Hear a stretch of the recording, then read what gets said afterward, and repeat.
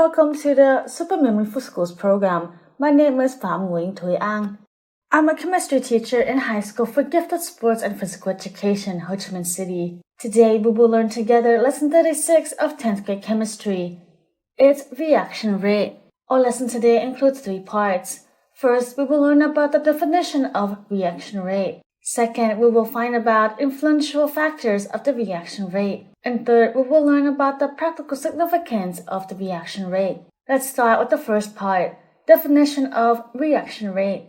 Before finding out what reaction rate is, we will have 2 following experiments below. In the first experiment, I add 25 milliliters of sulfuric acid solution reacting with 25 milliliters of barium chloride solution. So the reaction equation is BaCl2 combines with H2SO4 to form BaSO4, precipitate, and HCl. In the second experiment, we add 25 milliliters of sodium thiosulfate solution reacting with sulfuric acid to form sulfur precipitate, and sulfur dioxide gas will rush out at the same time. Comparing the results and appearance time of 2 precipitates, we can see that the white precipitate in experiment 1 appears so fast, but the other is slower.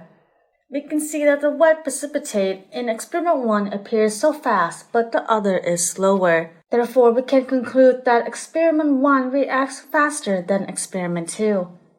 And to compare those factors, we will move on to the definition of chemical reaction rate. So they define that the reaction rate is determined by the concentration variation of a substance in reactants or product in the unit of time. Based on the definition, we can have the formula to calculate the average reaction rate. The reaction rate is equal to the concentration variation of a delta X substance over the variation in the delta T time. Let's do an example together. For example, I have the reaction equation of bromine Br2 and formic acid HCOOH.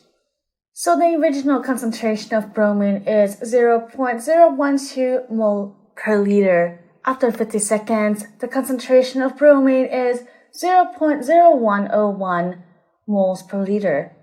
Based on these data, we will calculate the reaction rate of bromine by the following. It is the reaction rate of bromine, or X, is equal to the changes in the concentration of X over the time. The variation is equal to the later concentration minus the preceding concentration. Because the later concentration is less than the preceding one, we will use the absolute value symbol. When we have the variation concentration, it is equal to 50 seconds minus 0 seconds. And by using calculators, we get the result of the average reaction rate based on bromine is 3.8 times 10 to the negative 5 moles per liter second. That's the end of our lesson today. See you in the next lessons of the Super Memory for Schools program.